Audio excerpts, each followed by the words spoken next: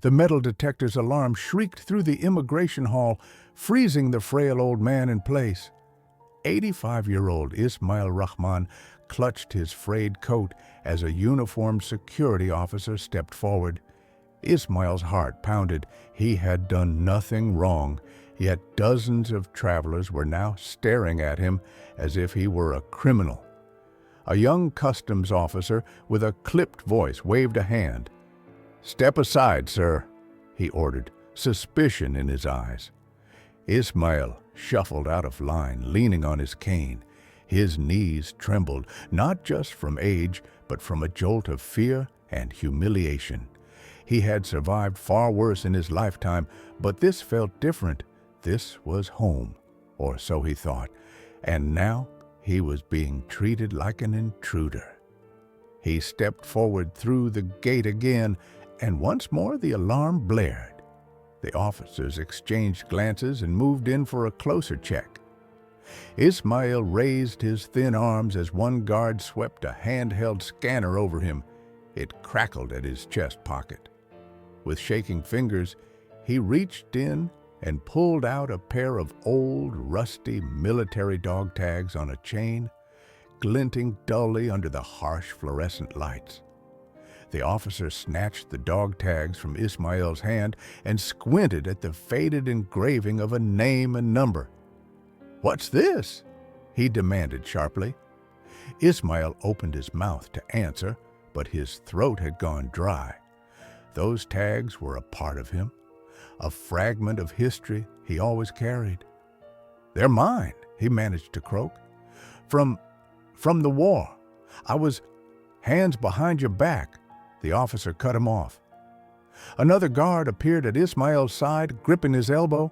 Confusion and panic flashed in Ismail's eyes. A murmur rippled through the line of onlookers. "Please, there must be a misunderstanding," Ismail pleaded softly. He winced as the guard's hold tightened on his fragile arm. "I'm here to renew my green card. I have an appointment." The first officer gave him a hard stare. "Your ID flagged our system. We need to take a closer look," he said coldly. Into his radio he announced, "Possible illegal entrant. Escorting to secondary." Illegal. The word echoed in Ismail's ears, louder than the alarm had been. How could that label be aimed at him? A lifetime ago he had bled for this country's freedom. Now, at 85, to be called illegal cut deeper than any wound. As he was led away from the line, Ismail's eyes burned, not from anger, but from a deep well of hurt. He felt every curious and judgmental gaze on his back. How quickly respect had turned into suspicion. He clung to the one thing that kept him calm, the knowledge of why he came here today. This was the country he helped defend, the place he had called home for decades. With each unsteady step, one fearful thought grew louder. After everything I've done, am I truly nothing but a stranger here? No one should face such injustice alone. If you stand against this kind of prejudice and believe in honoring those who sacrificed, show your support. Ismail found himself in a cold, windowless holding room, his trembling hands resting on a metal table. Moments ago, he had been a free man running a simple errand. Now he felt like a detainee. The only sound was the dull tick of a clock. As he waited for someone to return and investigate his status, his mind drifted back to the hopeful morning that led him here. Earlier that day, Ismail had carefully knotted his best tie and donned his one good suit. After decades in the United States, he was renewing his green card once more. He'd even tucked those old dog tags into his pocket, a talisman of courage and a reminder of who he truly was. Back in 1944, barely out of boyhood, he had served as an interpreter for the U.S. Army in World War II. He guided American soldiers through desert villages, translated for civilians, even intercepted an enemy message that saved a platoon from ambush. In return, he was promised a new life in America.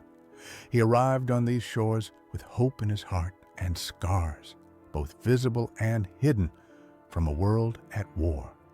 Life in the U.S. wasn't always easy, but Ismail worked hard, paid his taxes, and raised a family. His late wife Anna had been American, and together they built a modest life in the Midwest. He believed his deeds spoke louder than words, and trusted that the country he served understood that too. That morning, at the immigration office, the atmosphere was almost festive. In the lobby, a group of new citizens were beaming and waving little flags. At the center stood a tall man in an army dress uniform, General Charles D. Monroe, shaking hands and congratulating them. Ismail paused to watch, a proud smile on his lips at their joy. This is what it's all about, he thought. The general caught his eye and gave a polite nod, which Ismail returned respectfully, never imagining their paths would cross again so soon. When the ceremony concluded, Ismail went upstairs to the immigration waiting area. He checked in with the receptionist and took a numbered ticket. As he settled into a plastic chair, clutching his folder of documents, he felt a flutter of nerves. Time crept by. Each time an officer emerged and called a number, Ismail's heart thumped. He reminded himself, "It's just a renewal. You've done this before." But he couldn't shake a nagging worry. His records were old, and perhaps the new digital systems wouldn't have everything.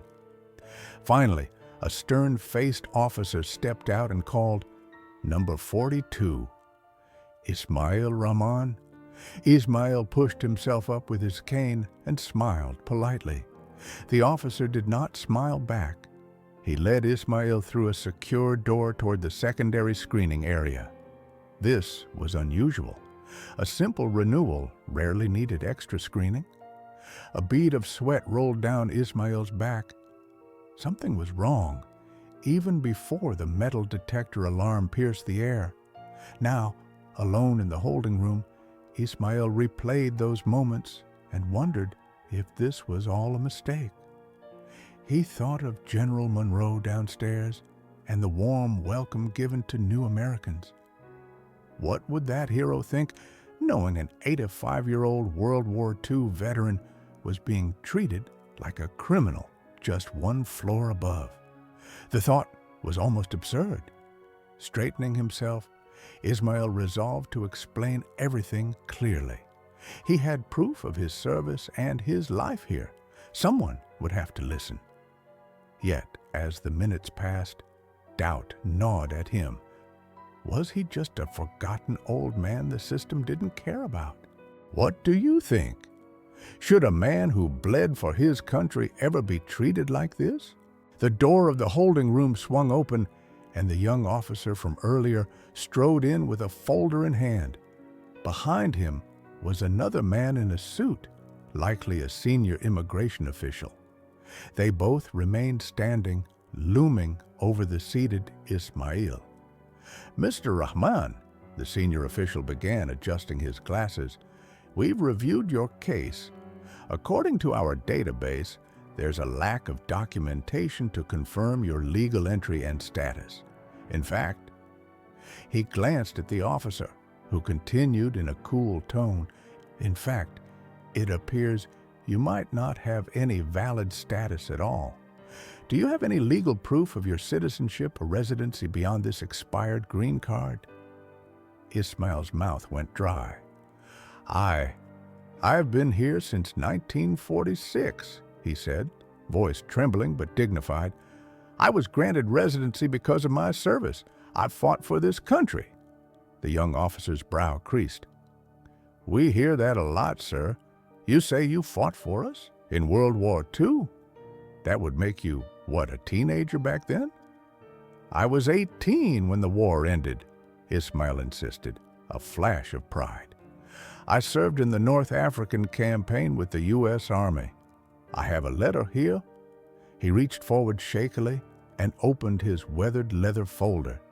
Inside were brittle pages, a discharge paper, an old certificate, and a letter of commendation signed by a commanding officer in 1945. His fingers trembled as he slid the fragile letter toward them. "Please, read it. It's from a general acknowledging my service." The senior official took the letter gingerly, but the younger officer barely glanced at it. "This is all very touching," the officer said, impatience edging his voice. "But do you have anything issued by immigration? A naturalization certificate? A current passport?" Ismail's heart sank. They told me my green card was enough. I never had a passport. I never left America after I arrived. I didn't think I needed to be naturalized formally. I thought my service—" He trailed off. The officer tapped the table. "Well, the records don't show any of that, sir. No offense, but an old letter and some dog tags aren't legal documents. For all we know, those could belong to someone else." He shrugged as the dog tags on the table clinked. "Without proper proof, we'll have to treat you as an undocumented individual. That could mean detention until we sort this out, or even removal proceedings." "Removal?" Ismail whispered. The senior official cleared his throat softly. "Deportation. He means deportation, Mr. Rahman." The room felt like it was closing in on Ismail. He stared in disbelief. Deportation? Being cast out of the country he'd spilled blood for? His vision blurred. You can't be serious," he said hoarsely. "This is my home. My wife was American. My son was born here." He looked between them desperately but found no sympathy. "Until you can prove otherwise, this is the situation," the officer replied, firm but not without pity. "I'm sorry." His tone suggested he'd heard it all before. A hot wave of desperation coursed through Ismail. His hands balled into fists on the table. Memories he'd kept buried for years burst forth. Gunfire in the desert, the cries of wounded soldiers, the crack of a rifle butt when he was captured. He had endured all of that for America. And now, this. "You're sorry," Ismail echoed, his voice rising with anger and hurt. "Do you know how many American lives I saved? I carried wounded men on my back through minefields under fire. I have shrapnel in my leg from a German grenade. And you're telling me I have no right to stay? That I'm illegal?" "Sir, please calm down," the suited official pleaded, raising his hands. The young officer stepped back, startled by the outburst. We'll verify everything. Just please have a seat," he said, his earlier authority wavering. Ismail's chest heaved. A single tear rolled down his face as he slowly lowered himself back into the chair. He felt dizzy, the edges of his vision closing in. No hero should fight alone for what's rightfully theirs. If you believe Ismail's sacrifice should never be forgotten. The officer cleared his throat, regaining a measure of composure. He picked up the dog tags and the letter from the table. "I'll make copies of these and see if we can find any corroborating records," he muttered, not meeting Ismail's eyes. The two officials then stepped out, the door closing behind them with a heavy click, leaving Ismail alone with his trembling hands and racing heart. In the corridor, the young officer exhaled a breath he didn't realize he'd been holding. "I'll go scan these documents and check the archives again," he told his superior quietly. The senior official nodded and walked off to make a phone call, leaving the younger man momentarily alone. As the officer headed toward the copy room, a deep voice behind him made him stop in his tracks. "Excuse me, son," the voice said. The officer turned and found himself face to face with General Charles D. Monroe, still in his dress uniform, his chest gleaming with medals. The general's keen eyes were fixed on the rusty dog tags in the officer's hand. Monroe instantly recognized the World War II-era style of the tags. His gaze shifted to the officer's face. "Those dog tags," General Monroe said quietly, authority in every syllable. "Where did you get them?" The officer blinked in surprise. He hadn't noticed Monroe until now. Clearly, this was a high-ranking military man. They belong to an individual we're investigating, sir," he answered. "A case I'm handling." General Monroe's expression hardened.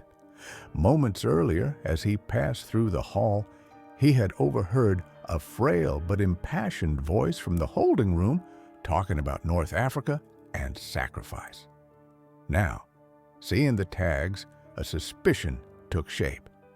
"May I ask who this individual is?" Monroe demanded.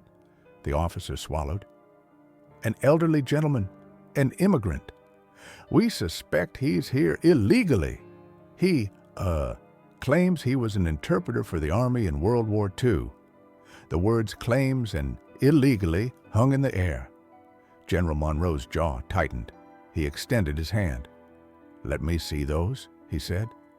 The officer hesitated only a second before placing the dog tags in the general's palm. Monroe held the dog tags as if they were something sacred. He read the name stamped into the metal, Ismail Rahman. General Monroe looked back at the officer, eyes blazing. "Where is Mr. Rahman?" he asked, voice low and controlled. In the holding room just here, sir," the officer stammered, pointing to a door a few steps away. Before he could finish, Monroe was already striding toward it with purpose. The officer trailed behind, heart thudding. He had a feeling something important was about to happen. Inside the room, Ismail sat with his face in his hands, trying to steady his breathing. He felt utterly alone. But then the door swung open again, and a tall figure in an army dress uniform stepped in, the young officer right behind him. Ismail looked up, startled, quickly wiping his wet eyes. He recognized the uniformed man from the lobby earlier.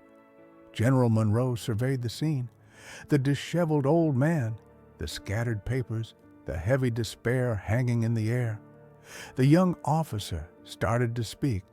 "Sir, this is—" Monroe silenced him with a raised hand. The general's stern face softened as he locked eyes with Ismail. In that moment, two men, one a decorated general, the other a forgotten veteran, recognized each other as kindred spirits. The room was quiet, charged with anticipation of what would happen next. Without a word, General Monroe drew himself up and snapped to attention. In one swift motion, he brought his right hand up in a crisp salute. The young officer's eyes widened. Ismail, unsure what was happening, tried to rise to his feet. Monroe stepped forward and gently placed a hand on the old man's shoulder, urging him to stay seated. The general's eyes glistened as he held the salute. "Interpreter Ismail Rahman," General Monroe proclaimed, voice ringing with honor. "On behalf of the United States Army and a grateful nation, I salute you." Ismail's breath caught. He shakily raised his hand and returned the salute as best he could. Tears blurred his vision. For a moment, it felt as if the decades had rolled back and he was a young man being honored after the war. The door had been left ajar, and a crowd was gathering in the hallway. Staff members, security guards, and the new citizens from the ceremony stood in stunned silence. Then one person began to clap. Another joined, and soon applause was flowing in from the hall. The senior immigration official rushed in, then stopped in his tracks at the scene. The young officer hovered near the wall, face flushed with shame. Monroe finished his salute and offered his hand to Ismail. The old man grasped it firmly, his other hand wiping at tears. Thank you, General," Ismail whispered. "I thought everyone had forgotten." General Monroe shook his head. "America doesn't forget its heroes, sir," he said softly. "And make no mistake, you are a hero. This country stands because of men like you." He turned a hard look to the officials. Citizenship isn't just a piece of paper. This man's citizenship was paid for in blood long ago. See that he's treated accordingly." "Yes, sir." The senior official nodded vigorously. He stepped forward. "Mr. Rahman, I am so sorry," he said, voice trembling with apology.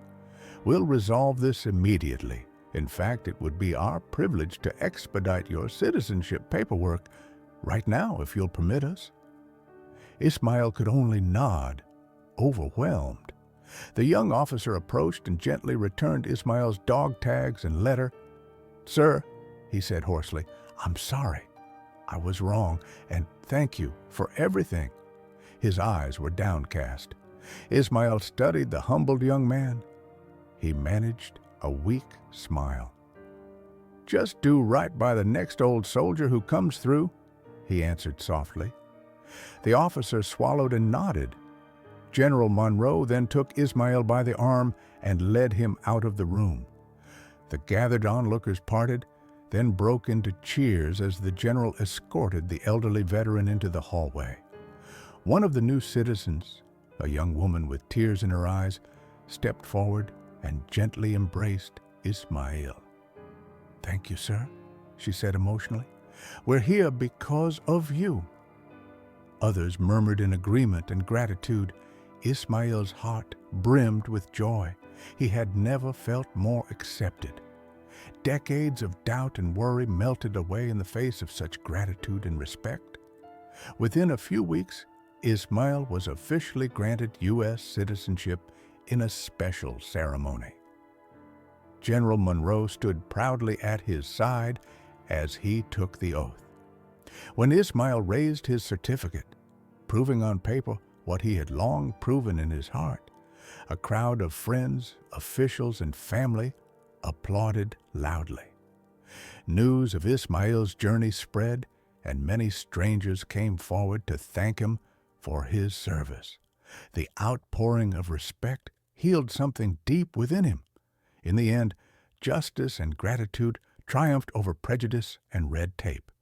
Ismail's story proved that true citizenship is earned by sacrifice and devotion, not just by documents.